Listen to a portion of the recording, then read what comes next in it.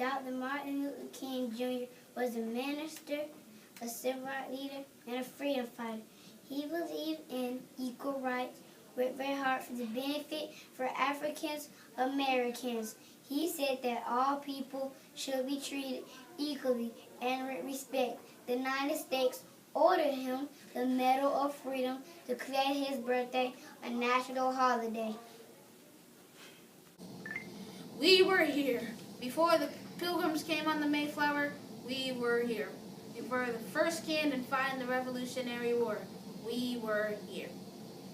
Some of us were slaves and some of us were free, but we were here. Many of our people fought in the Revolutionary War for the issues stated in the Declaration of Independence. We hold these truths to be self-evident, that all men are created equal, that they are endowed by their Creator's unalienable rights, that among these rights are life, liberty, and the pursuit of happiness. Most of our names have been forgotten by now. For the majority of us, we're slaves. We listed only as property, not people. We could not write our own names because we didn't know how to write. And now it seems time has forgotten our name. Yet we have a great history in this country. Ours is the heroic history of survival. Our history travels the length of the wheel, the vastness of dream. It spans ocean and century. It is the history of humans' right. Quest for yes and freedom. It is history of our souls. Began in Africa, though most of us don't know where our ancestors were when they were kidnapped and brought across the oceans as slaves. We know the slave ships were overcrowded and our people were abused. The sight was terrible. One man who worked as a slave ship captain knew the sight well. He grew to hate the slaving business and wrote a song we still sing today. His name was John Newton, and his song is Amazing Grace. He wrote it one stormy night when it seemed the ocean would swallow him and his ship with hundreds of slaves whole. The names of the slaves on Mr. Newton's ship was African. Most of these new names once arrived at their destination. Their own children didn't have African names and were raised speaking English. They had names like Frederick or Harriet or Nathaniel. Perhaps you have heard of Nathaniel Nat Turner, who led his fellow slaves in a dangerous and bloody rebellion.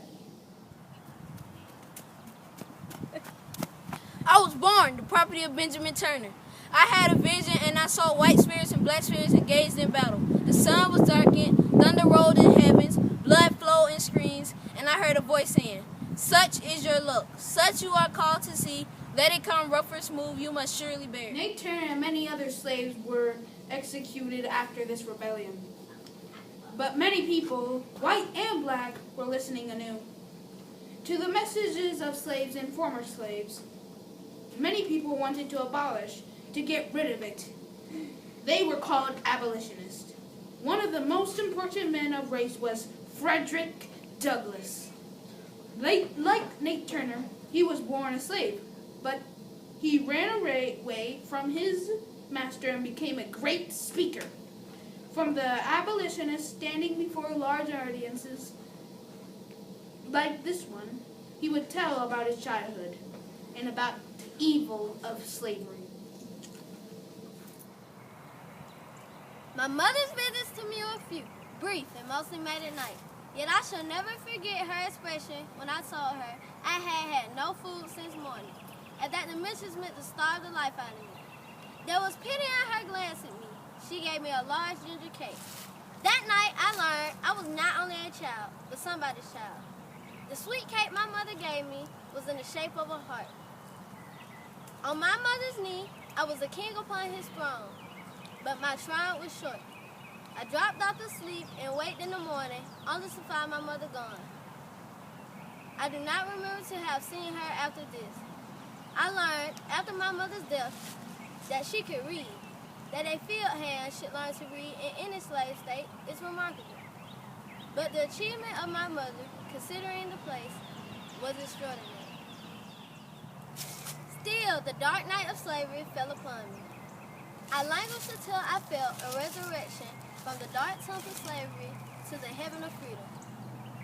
I was not afraid to die. Bruises I did get, but this spirit made me a free man. Mr. Frederick Douglass sometimes took off his shirt during his speeches and showed the deep wood marks on his back. And sometimes this caused some women in the audience to faint. And sometimes other former slave women join him in speaking of human rights. Meet Sojourner Truth. Ain't I a woman? I have as much muscle as any man and can do as much work as any man. I have plowed and reaped and hugged and chopped and mowed. Can any man do more than that? I tell you, the meanest child glory outshines the brightest sun. Woman of color did not make many speeches, but she did make many journeys. She herself had ran away where freedom was, but returned time again and again to slave world to rescue other slaves. She took them from one hiding place to another, using what we call the Underground Railroad. I was only 7 years old when I was sent away to take care of a white baby. One morning, I stood by the table, waited to take it. Just by me was a bowl of lumps of white sugar. I never had nothing good, and that sugar did look so nice. My missus turned back and saw me, so I just put my fingers in the sugar bowl to take one lump. The next minute, she had the raw hide down. I flew, and they didn't catch me. I run and I run and I run until I was clear took her out. I come to a big pig pen. I stayed from there Friday to the next Tuesday, fighting with those little pigs for the potato peelings and other things. By Tuesday, I was so starved, I know I got to go back to my missus.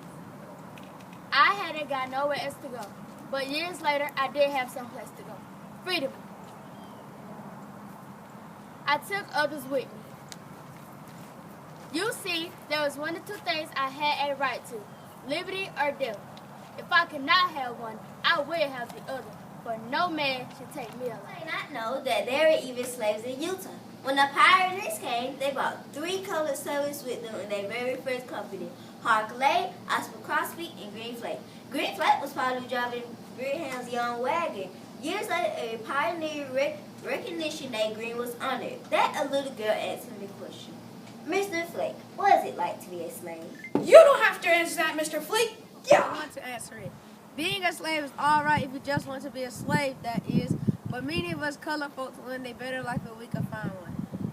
I was raised a slave and had a master tell me what to do. He gave me a place to sleep, fed me, clothed me, worked me, and told me what to do each day. Sometimes I got whipped, and my master would give me a big kick in the pants if I sloughed off, made a mistake, or if I was lazy. Slavery's been around for a long time, and the colored folks got sold like they was a horse, cow, or some other animal. They were the owner's property, and they worked long and hard for the master. Most everyone don't want to be a slave and be a bondage to another, because you can't have your own thoughts and dreams. You can't plan for the future when all of your decisions gets made by someone else. You see that need for freedom, and it's deep in all of us. We stand about it often. Freedom came, but not easy. It came with blood. It cost the nation the Civil War to its free slaves. Many of our race fought in the war too, and after it was over, we were emancipated, but we had new challenges. Most of us who had been slaves still couldn't read or write. We did have good schools, and we sure didn't have any money. Some still farmed the ground they had as slaves, though now they could sell the crops they raised.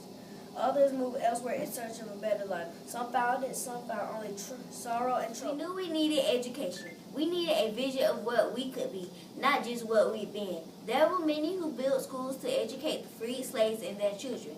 One of the great ones was Mr. Booker T. Washington. He founded Tuskegee Institute. He laid a foundation others will build on. Years later, at Pioneer Recognition Day, Green was honored. Then a little girl asked him a question.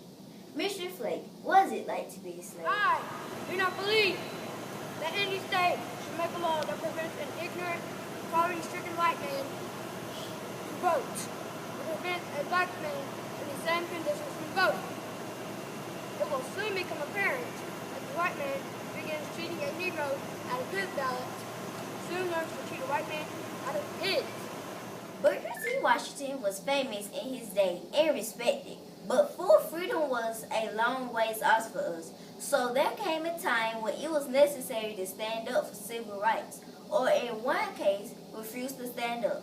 Meet Rosa Parks. December the 5th, 1955 was one of the memorable and inspiring days of my life. History records this day as the beginning of the modern civil rights movement that transformed America and influenced freedom revolution around the world. I have been arrested 4 days early in my hometown, Montgomery, Alabama, for not getting up and giving my seat on the city bus to a white man. Martin Luther King said a million others, when the history books are written in the future, somebody will say there once lived a race of people, black people, fleecy locks, and black complexion. People who had the moral courage to stand up for their rights, and thereby they injected new meanings into the veins of history and of civilization. Only a few names from our history and a few words. There are so many others now: poets, musicians, artists, doctors, politicians, lawyers, professors, and now even presidents. We call ourselves African Americans because we cherish our heritage and its completeness. African and American, we were here, and we still are, building lives and legacies. Perhaps no one helped us realize our worth and our dreams quite like the Reverend Martin Luther King Jr. In Birmingham, because injustice is here, I am compelled to carry the gospel of freedom beyond my hometown. I cannot sit idly by in a mental and not worry about what happens in Birmingham.